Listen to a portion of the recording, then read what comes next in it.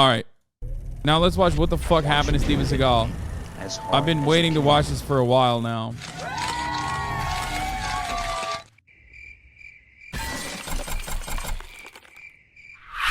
He's best buddies with Vladimir Putin and the Dalai Lama, who made him a deity. That's right, Steven Seagal is a deity. And he used... I guess Kevin Sorbo, maybe? Yeah, maybe Kevin Sorbo could be worse than Steven Seagal, I guess. ...his holy powers to succeed in the worlds of martial arts, Hollywood, rock and roll, law enforcement, and law breaking. Sensei Steven has brought us a few really great movies early on in his career, but somewhere between now and the 1990s, Steven's punches seem to have softened, and his box office appeal has been completely annihilated. But he's still good old Steven Seagal. You know, he's a conversation starter. Every time you mention Steven Seagal around a celebrity, they have a story about him, and it's never good. But he's always cranking out movies, and you gotta respect that, for better or worse. And my god, that amazing ponytail, which turned into some sort of tar-soaked toupee, and that glorious goatee, oh my. It's like a fuzzy face donut. He used to feel like a legit threatening force on screen. What I don't understand is, like, why he chose to go with that hairline. Because, like, it's fake, right? So... like, what you had the choice. Why did you go with that V shape? Like, it doesn't make sense. You know what I mean? If you're going to go with plugs, or if you're going to go with, like, any kind of fake hair, why'd you go with the sharpest V possible? Like, to throw people off the scent? He's like, ain't nobody gonna think I got this fake ass V as a choice. They must think this is just how my hair grows. Where mama at? You know what I mean?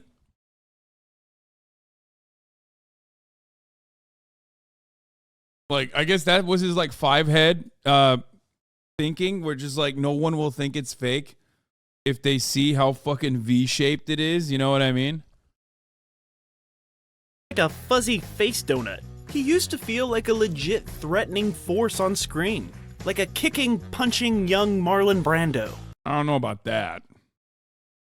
But nowadays, he feels like a slumping, sitting, old Marlon Brando. Without the acting chops. Just the karate chops. You want to kill her? Kill her. I don't mind if you kill her, you know, because I don't know her at all. The dude is a badass, and What? Wait, what? Without the acting chops. Just the karate chops. You want to kill her? Kill her.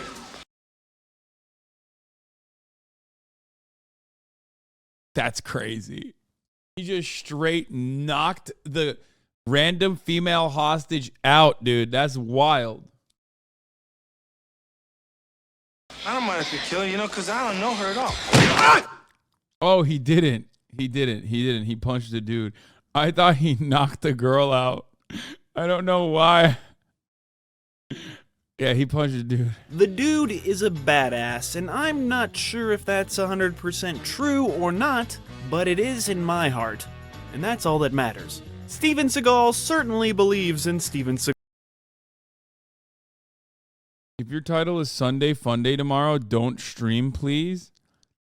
What? What do you just, like, not appreciate Saturday Funday or something? Like, what's going on?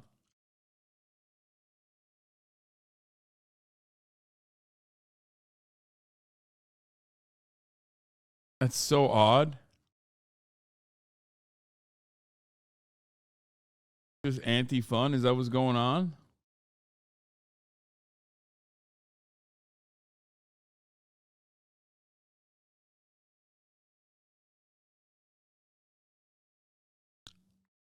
Seagal. He never rehearses, if you couldn't tell, and he even dissed Liam Neeson's punching skills. This journalist suddenly said, hey, what do you think of Steven Seagal saying you don't know how to punch? I was like, what? And like I said, it seems like every co-star has a horror story about working with good old Stevie Boy, and so does every wife and girlfriend. Pretty much every female ever. So how did this lovable fighting machine become one of the most hated celebrities ever of all time? Find out on today's episode of WTF, where we ask the question that's on everyone's mind: what the f*** happened to Steven Seagal? I just met with the Dalai Lama, and he, in his wisdom, decided to make me a deity. And he gives a... I mean, he's also fucking awful, for the record. Damn, bro, you really love Steven Seagal? I do. The queen karang the ding da dong whatever, and that's and I feel a difference. I feel like an enlightenment, the sense of that I can do something now, and everything just seems to come into place for me spiritually and in my career, and I feel like it's certain things now that never made sense to me make sense to me on a universal level. South Park really ended this man's career, though. I mean, he did it to himself as well, and he's like a weird right-wing reactionary QAnon loser, but like every time I see him, I think, Rob Schneider is a stapler. Like, no matter what. I'm not even like a big South Park head, but just iconic. Iconic way to eviscerate a person.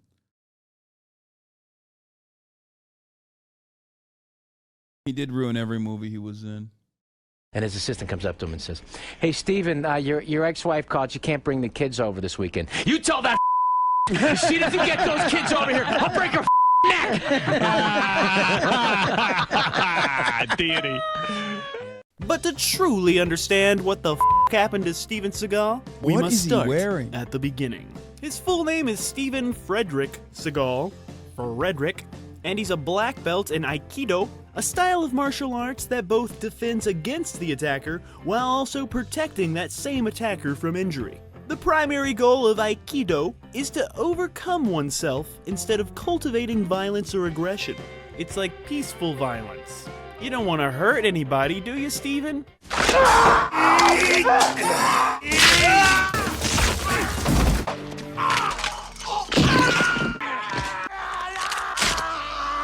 But how did he get into show business, you ask? Well, he was Super Agent Mike Ovitz's martial arts teacher, and Ovitz was the most powerful guy in Hollywood at that time, and he got Seagal into doing choreography and training early on. He was actually Sean Connery's martial arts instructor for Never Say Never Again, and broke Connery's wrist. Rest in peace. The Super Agent Michael Ovitz was so super that he believed that he could turn anyone, and I mean anyone, into a movie star. And that's how Steven Seagal became a movie star. Almost That's like crazy. the plot of She's All That.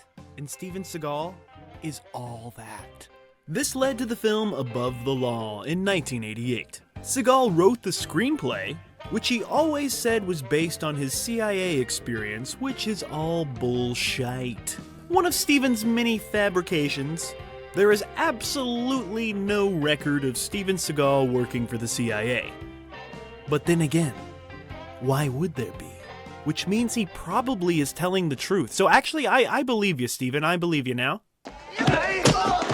Then came Hard to Kill in 1990. It was a much bigger hit. This action flick had the largest 3-day opening in February at the time of its release. I'm not gonna lie, like, I think the reason why I've always kind of despised Steven Seagal is because my dad loved watching these shit-ass fucking movies. And it just like developed this like he watched all the Steven Seagal movies, you know what I mean? And for me, I was just like, this sucks. Like, why the fuck do you love these movies? Like, they're so ass. And it just basically, I have this like Pavlovian response to it, like the top of the hour ad break. You know what I mean? Like, as your father figure, I serve a 3-minute ad break at the top of everyone's, as everyone's father figure. I serve a top of the hour ad break, right? And of course, like, that has probably developed a trauma response in you, especially if you haven't subscribed for $5 or for free with a Twitch Prime. Because you're like, oh, fuck. Like, a 3-minute ad break is upon us, and I'm not subscribed right now. Which is okay, you know? Where mama at? I ain't paying no child support. Where mama at, though? Anyway, Bro, I can't believe how real and universal the Middle Eastern dad to Steven Seagal pipeline is. I just don't know where the fuck it comes from. I don't know why. Anyway, but the 3-minute ad break is upon us. Here it is. Release with $9.2 million, and it went on to gross just under $50 million. Back when that was a lot of money. I remember you.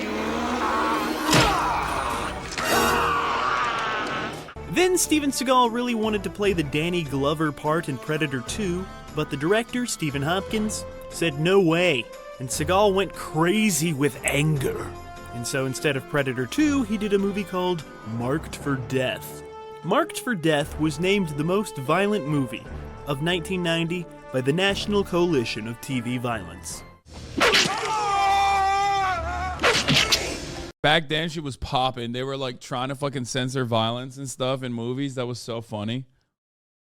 And Steven Seagal says this film has the best fight scene he's ever done, as well as his favorite kill.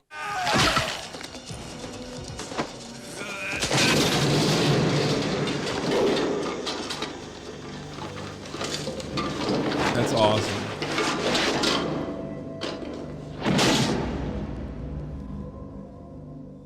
Up next was Out for Justice, which many people think is Steven Seagal's best movie. He plays an Italian cop, cultural appropriation, and while promoting this flick, his ego was on overdrive and gave an infamous interview on Arsenio where he basically said that he's the only legit action hero.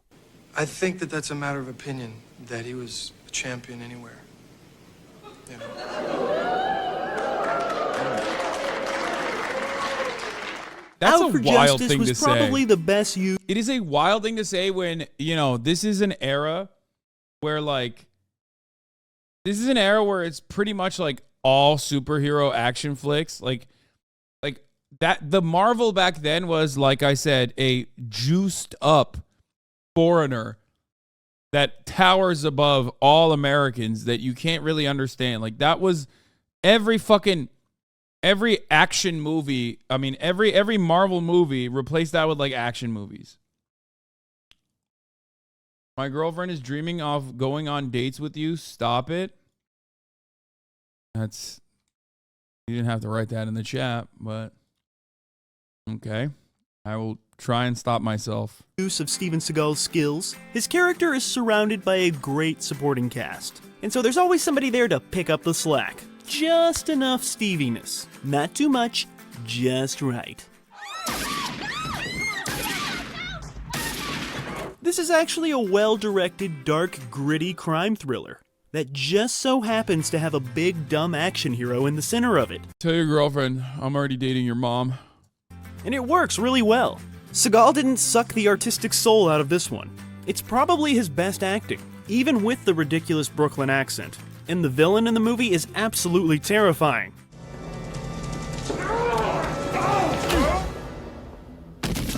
Ooh, That's for Bobby.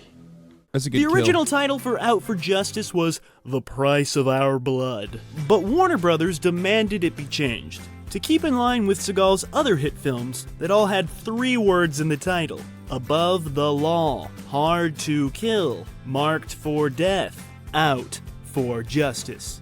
You know, 3, the Holy Trinity, third time's a charm, Three's Company. They saw a winning pattern with that 3-word title thing, and the Warner Brothers and their sister Dot were not gonna break that winning pattern. And like everyone, the director has said that he hated working with Steven Seagal, because Steven Seagal was always showing up late and acting like Steven Seagal. Seagal was infamous for actually hitting his stuntmen, saying that it looked more realistic when he would actually punch them. But you know, acting, you don't actually have to punch them because it's a movie. But Steven Seagal did not care about that. So legendary Low key, like, it probably doesn't matter because you're being punched by Steven Seagal, and there's 0% chance that that's like a real that's a real good punch. Like other people, like Hong Kong cinema, and other Asian cinema have realistic action sequences where there are real punches and shit. And those motherfuckers actually know how to kick and punch. So it does actually make it better. Meanwhile, Steven Seagal does not know how to punch, so doubt it. Legendary tough guy Gene LaBelle reportedly, allegedly, taught him a lesson that he'll never forget. Well, at least his pants won't forget. And I'll let Kevin Hart tell the story because, you know, he's Kevin Hart. Kevin, please. Smells like shit everywhere. The guy choked the shit out of Steven Seagal. He was marked for death. He said, and literally all you heard was... Yeah, this is the story of the stunt coordinator that Steven Seagal pissed off, who was just like, who he challenged to a fight. And then the dude choked him so hard, he shit his pants in front of 30 people. How satisfying is that when the asshole on the set shits his pants?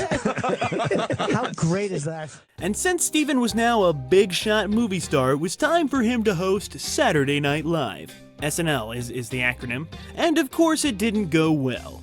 He has gone down as the worst host of Saturday Night Live ever. And that show's been on for a long time. There's been a lot of hosts. Even Lorne Michaels took a shot at Steven Seagal when Nicolas Cage hosted. Well, they probably think I'm the biggest jerk who's ever been on the show. No, that would be Steven Seagal. Well, the SNL cast members have all said that he was a horrible host and took himself way too seriously and lacked the simplest understanding of comedy. He was also a meanie face to everybody on set. NBC has pretty much erased all evidence of Steven Seagal's infamous episode. This right here, this SNL sketch right here is the only surviving Steven Seagal sketch. And this man managed to make a sketch featuring the hilarious Chris Farley painfully unfunny. And still to this day, Steven Seagal holds the title of the worst SNL host in history. Seagal's career went into overdrive. Okay, we got to find it. We got the CIA in the chat. Can we find that? With Under Siege. But this was the beginning of the end. Because if you watch the movie, you can obviously tell that director Andrew Davis, who also directed Above the Law, builds the whole movie around Tommy Lee Jones, which was probably a good idea. And still, it was a hit.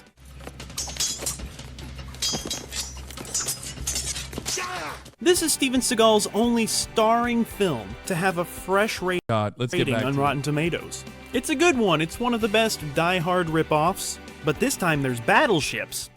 Do you want the Panani? I'm going to pee. I'll be back in a second.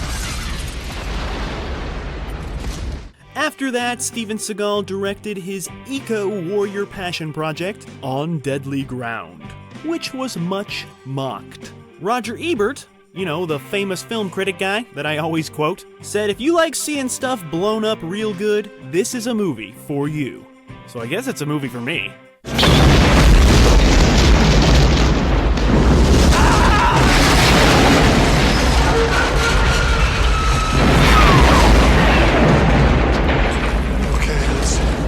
Get out of here. The speech at the end of the movie was originally 40 minutes long, but test audiences laughed and booed in the theater, so it was cut down to only 7 minutes, which is still painfully long. But yeah, pretty much everybody calls this one laughable and absurd. And Steven won Worst Director at the Razzies, and the film was nominated for 6. Then he followed it up with Under Siege 2, Dark Territory. And the only reason he's even in this sequel is because the studio let him direct his passion project, you know, On Deadly Ground, the one that we just talked about. Seagal would arrive on set daily and change up entire scenes on the fly, which just screwed everything up. But this did lead to a funny parody on Roseanne, so let's watch that.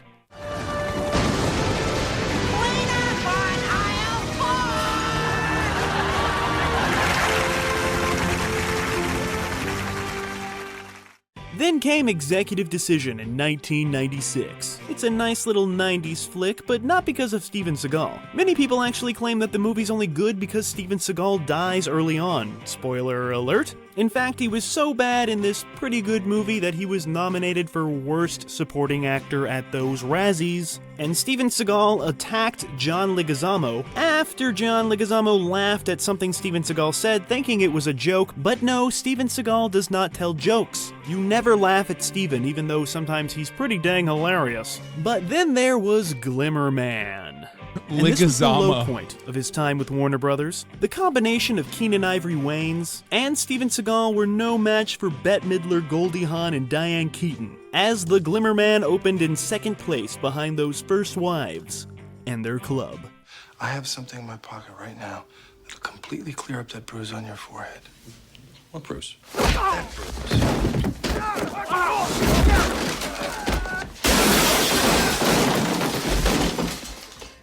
And of course, Steven Seagal was continuously late for shooting, annoying that Wayans brother. And at this time, Seagal had become deeply spiritual and no longer wanted to kill people in his movies, which was a big problem because the only reason people go see Steven Seagal movies is to watch him kill people.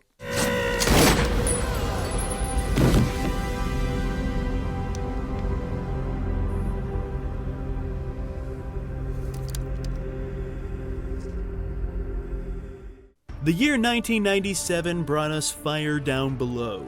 At this point, Steven Seagal was kind of over, with Fire Down Below being much mocked for its sped-up fight scenes and all of those scenes with Steven playing the guitar. It was too much. And this one was only nominated for 4 Razzie Awards. You know he So put it there that. himself. Then there was The Patriot. No. You know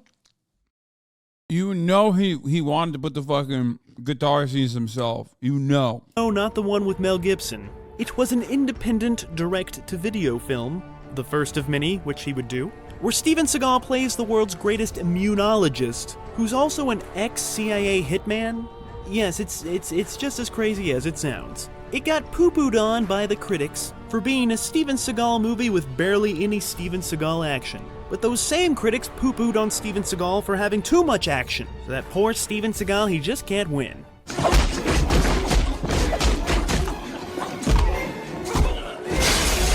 Next, we got Exit Wounds in 2001, the highly anticipated pairing of Steven Seagal and DMX. And of course, nobody liked working with Steven Seagal on this one, especially DMX. Surprise, surprise. It was a financial hit, actually, taking in almost $80 million worldwide on a $33 million budget. Do the math, that's pretty good. another DMX carry. Yeah, that's a DMX carry, 100%. DMX was goated in fucking movies. What was the one with Jet Li? Fuck. Cradle to the Grave, yeah. Or Romeo Must Die. X gonna give it to you. Man, that shit was awesome, dude. That shit went hard in Turkey, dude.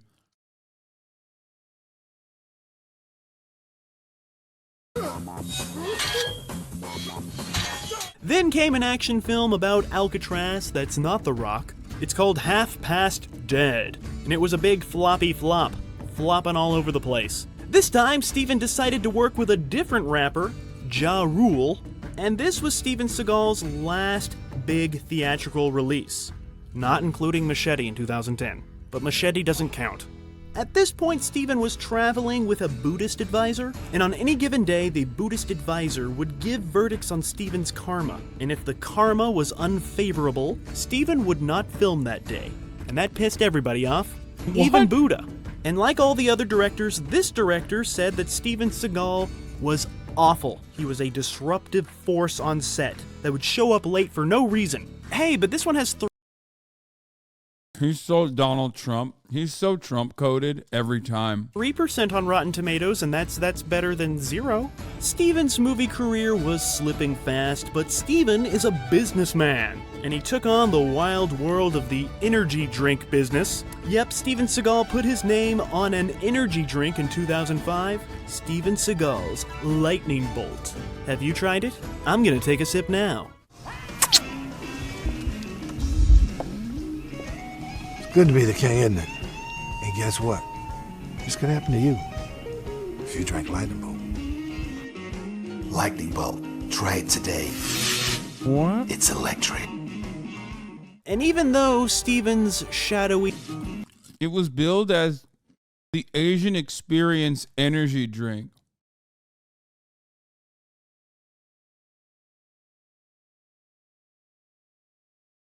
That's awesome.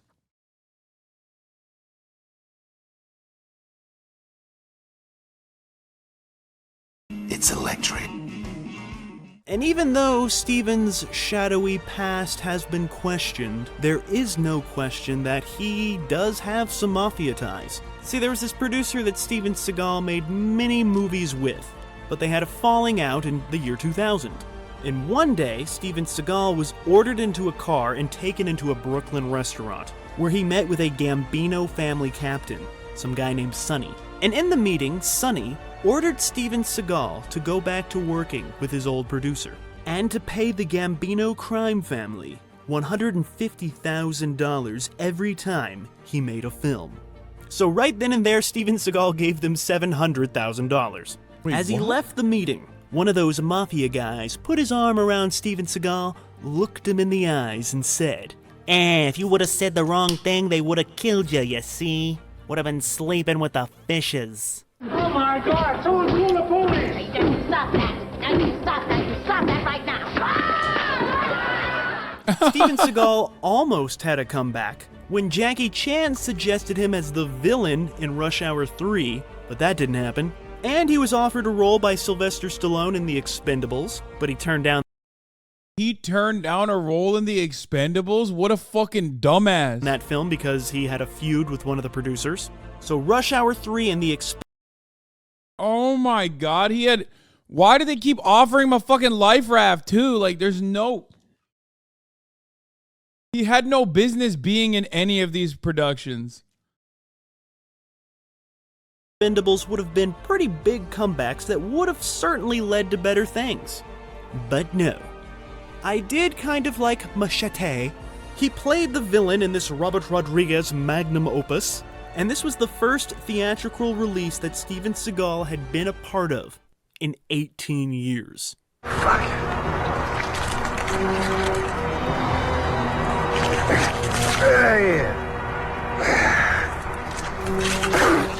So it looked like the silver screen was done with this kung fu fighter, and it was time for Steven Seagal to live in reality. Television, one of the greatest and most bizarre things to ever appear on a TV screen. This is why we're on a Seagal arc. Many people are wondering, like, why do you keep watching Seagal shit? It's because Steven Seagal's Lawman, a 2007 A&E television show where Steven Seagal lied and said that he was a fucking cop in Jefferson Parish for 25 years. Screen is the reality show Steven Seagal Lawman. Steven Seagal was a reserve deputy chief with the Jefferson Parish, Louisiana Sheriff's Office, which was a totally symbolic ceremonial status, but don't tell Steven that. He received this honorary status after Steven Seagal trained some of the officers in the late 80s, and the sheriff was so impressed that he asked Seagal to join the force, symbolically. But then when he needed to do something and have a reality show, he came back to the force and helped them arrest people. Can you imagine being arrested by Steven Seagal? Like, just sit there, imagine what's going through these people's minds. Oh my goodness. I make a living in the movies, but for the past 20 years... This is why I think it's the greatest TV show of all time. Like, it's one of my favorite. This is actually one of my favorite shows that we watch. I've also been a cop. The show was curiously dropped from the schedule in 2011, and no reason was ever given, although it is suspected that it has something to do with a scene filmed for the show where Seagal drove a SWAT tank into a man's home, who was... We are going to be, I don't know if the episodes in Maricopa County with everyone's favorite fucking racist sheriff are actually on this, but I would love to, we have to watch these episodes. This is a spoiler alert. Suspected of running illegal cockfights. the rooster kind. And tragically, unfortunately, the operation ended in the death of a puppy. That's right, Steven Seagal killed a puppy with a tank. Yeah. Also, there was a internal affairs investigation into Steven Seagal's actions in Louisiana as well, and he basically quit the Louisiana Jefferson County Parish Sheriff's Department because he wanted to not get hit with an internal affairs investigation. That's the other side of the story as well. That's why he went to Arizona to Maricopa County to find another fucking psychotic sheriff who gave him like an honorary deputy badge. It was just an accident, though. Anyone who's ever seen Out for Justice knows that Steven Seagal loves puppies, and I think he works with PETA or whatever. But Steven Seagal was sued for those damages of killing a puppy with a tank at a cockfight. After some paperwork mix-ups, the case was dropped. Then, in 2010, he dropped the reality. When are you watching this? We need a data schedule. Brother, I've been watching this. I've been watching episodes of Lawman every night for 25 years. That's why half the fucking memes that I do, like when I talk like this, when I say, where mama at? Those are all from the show. A lot of people don't know this, though, because for some weird reason, I think the Hasanabi Clips Industrial Complex has not been clipping out the Steven Seagal Lawman reacts. I don't know why, but they haven't clipped out any of them, so people don't even know about it. No, I'm not even kidding. I heard people were saying that, they have no idea that this was something that we were reacting to. I guess they can't be on YouTube.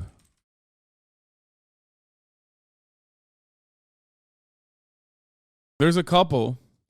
Holy fuck. One from Hassan Piker at 33K views, 14K views, another one.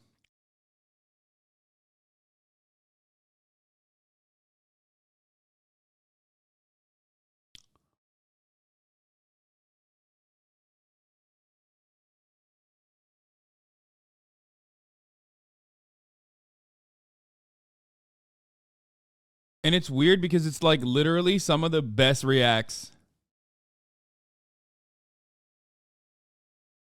Please link. I'm tired of spamming. Please, please, please, please. What? This is...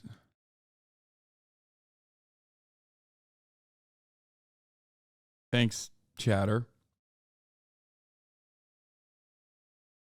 I don't understand. There's, Aikido. Yeah. From his television and did a fictional cop drama show called True Justice, where he delivered justice that was true.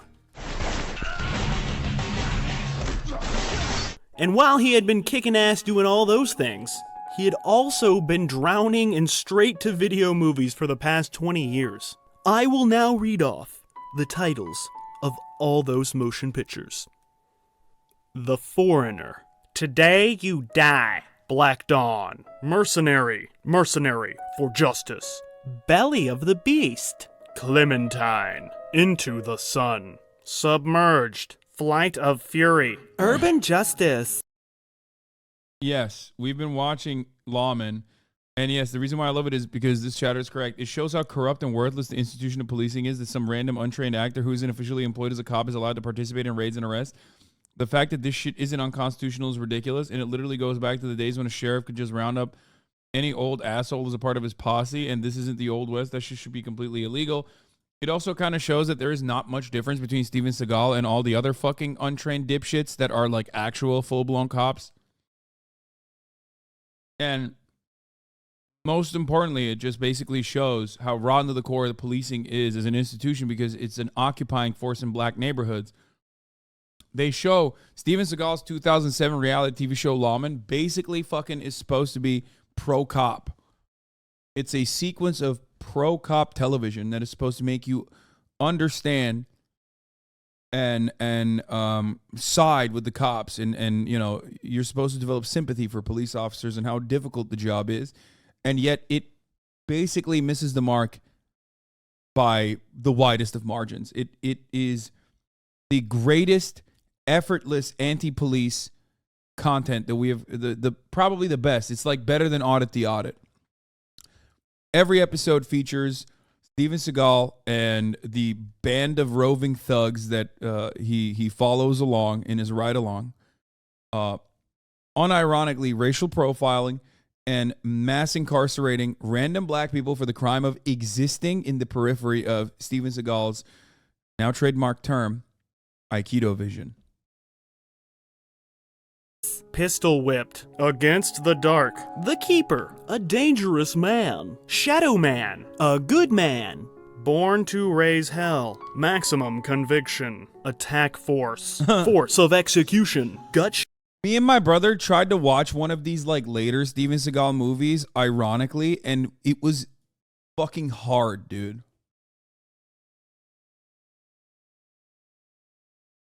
I think it was like one of his latest movies. We tried to watch it like, haha, like maybe we'll get something out of it. Like maybe it'll be funny. And it literally is hard to watch, even ironically. Maybe the 80s ones could work. You could like hate watch the 80s ones and like laugh at it and shit. Not this new stuff, man. The new stuff is difficult to watch even as a joke. Shot straight. Absolution. Sniper. Special Ops. Code of Honor. The Asian Connection. The Perfect Weapon. End of a Gun. Cartels. China Salesman. General Oh my God. Mike Tyson? End of a Gun. Cartel. George St. Pierre's in this? Hells. China.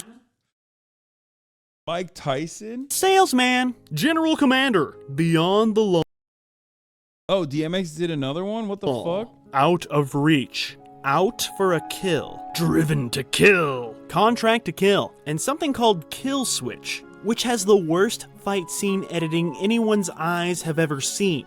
And now I will let your eyes see them. And remember, children, this is an actual scene from an actual movie. I have not altered or touched anything. This right here is a real movie. Fuck you!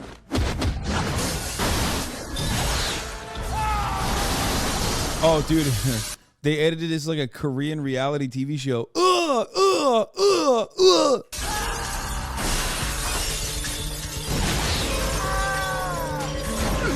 Steven Seagal is notorious for being lazy, and is often dubbed in his own movies because he refuses to do ADR. And there seems to be a trend of directors and editors basically walking off of Steven Seagal movies, and a lot of the time he refuses to stand up in many scenes, and forces many films to revolve around him sitting down, possibly to hide that jolly kung fu Santa belly, but he has kept busy with his writing. He wrote an actual book.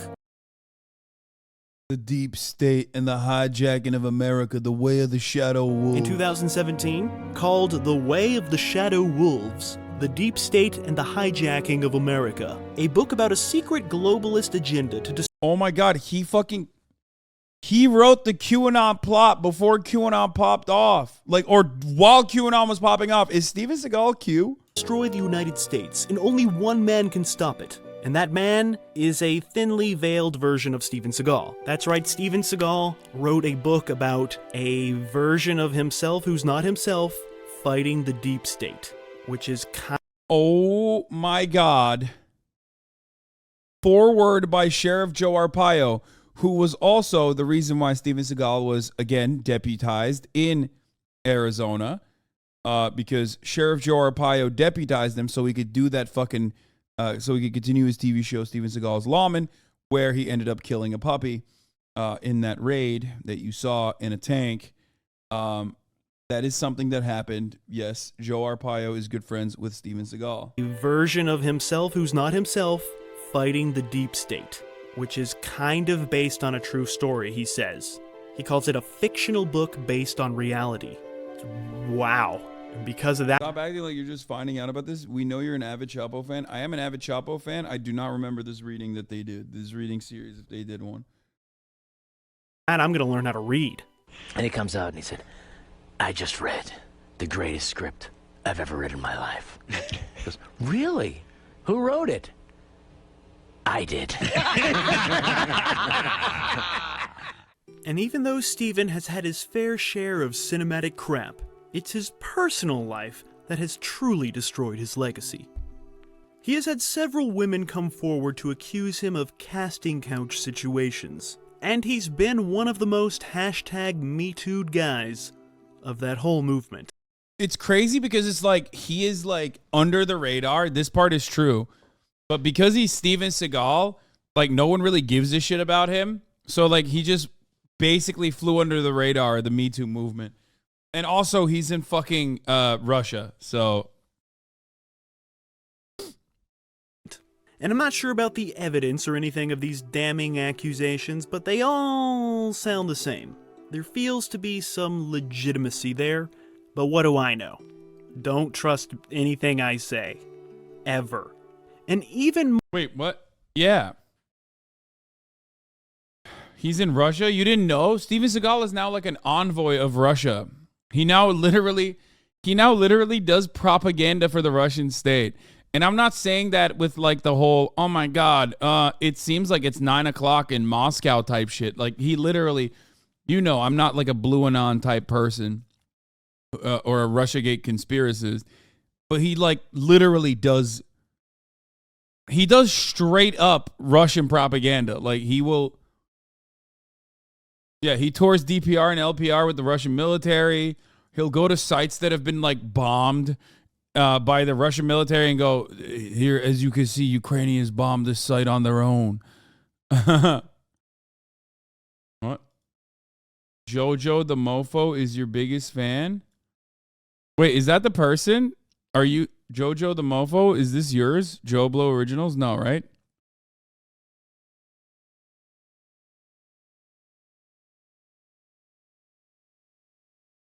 Why are you guys saying we?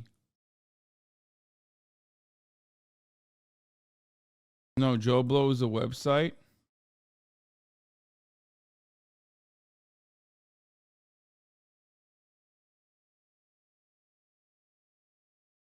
Will you play Atomic Heart on Monday, or will you get canceled because it's made by Russians? Yeah, I will play Atomic Heart, but I'm a little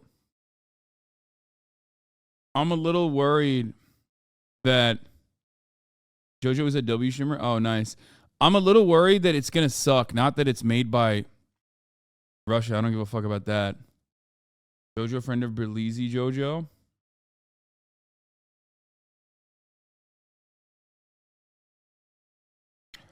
Bioshock Infinite is literally $8. I don't give a fuck. I've played it on stream, and I've played it before off stream too. What do you want me to do? Fucking play it again? He's friends with I'm Dante and Rage. Oh, nice. Okay. I'm worried that it's not going to be good, the Atomic Heart game.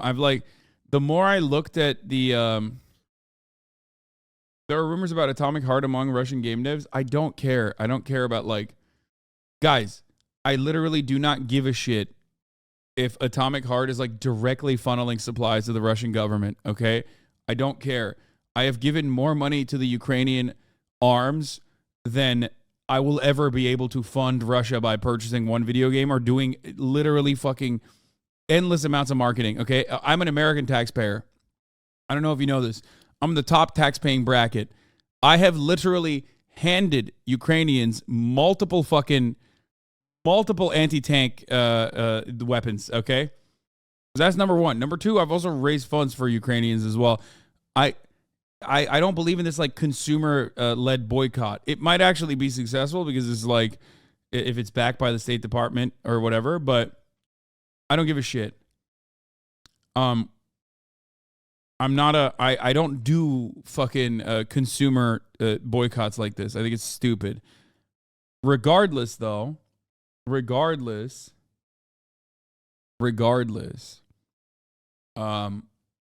I don't think that it's going to be good. I'm a little worried that it's not going to be good. More criminal controversy came in the year 2020, which is the current year that I am making this. Seagal settled charges with the Securities and Exchange Commission for unlawfully promoting cryptocurrency when he failed to disclose to his followers on social media that he had been paid to promote cryptocurrencies. And who the hell is trusting Steven Seagal with cryptocurrency advice? That's so funny. And what the hell is cryptocurrency? I'm still not really sure. But I want some. Send it to me now. Steven Seagal is Cock Puncher. So what the happened to Steven Seagal? Well, he's lived in Russia since 2016 with his BFF, Russian President Vladimir Putin. Yep, Putin and Seagal. Best buddies forever. Now that sounds like a reality show I want to watch. Can you? Oh my God, that's such a good take. Yes, I would literally nonstop. I would watch that. Oh my God, I wish that was a fucking show. Oh God, that'd be so sick. Imagine? Say what you want about Steven Seagal, there is no doubt that he's left his mark on cinema. And maybe a few bruises too. The man is a true inspiration. An inspiration in the world of martial arts. An inspiration to anyone who's ever wanted to make it up there on the silver screen. An inspiration to anyone who's ever thrown a punch or kicked a foot. And the or killed old ladies with a gun in a high-speed chase for no fucking reason, even though it makes no sense for him to do so. As like the hero. Or cashiers, apparently. Just in general, like civilians who are defending themselves, oftentimes not even defending themselves from Steven Seagal, but should be defending themselves from Steven Seagal. Inspiration for a really cool rockin' band. Steven Seagals.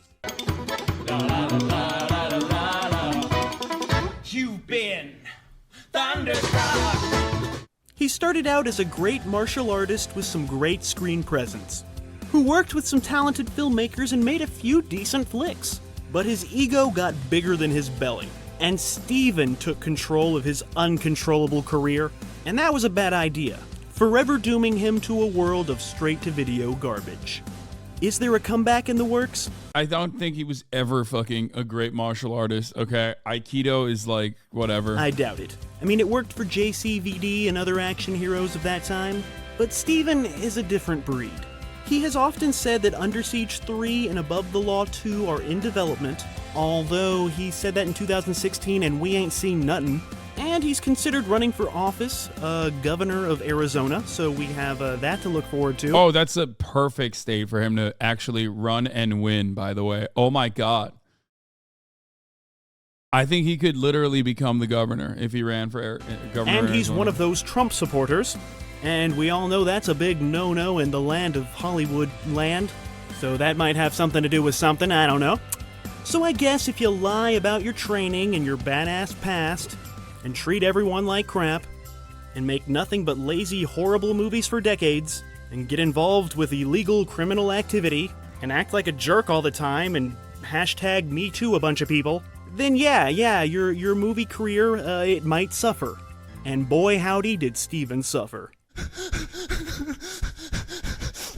Body shaming isn't cool, and if people shame you on the internet, you have to make sure that you stay strong and tell everyone you're proud of how you look. But the myths, lies, and legends that surround... He is a bit of a body positivity hero when you think about it. Like,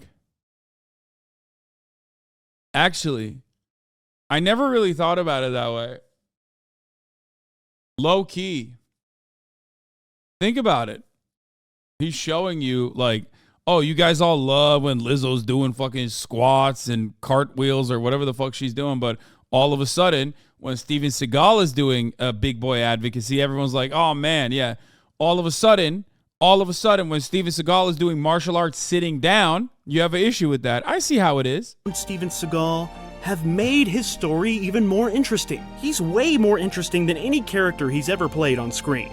Nobody really knows the truth about the legend of Steven, which has elevated him to a status beyond just human. He's a symbol, an ass-kicking symbol, that blurs the lines between truth and fiction, east and west, art and trash, good and evil. And maybe that's exactly what we need right now. So go grab one of those few good Steven Seagal movies, pop them in your VHS, DVD, Blu-ray, streaming, whatever you got. Sit back and appreciate the ass-kickingness that is Steven Seagal. Domo arigato, Sensei Steven Seagal. This is the true nature of Shunyata. He also, yeah, oh, I forgot. He claims he's Native American. What he said. Yep. There he is again, Hassan is streaming. Hassan is streaming. There he is again, Hassan is streaming. Hassan is streaming.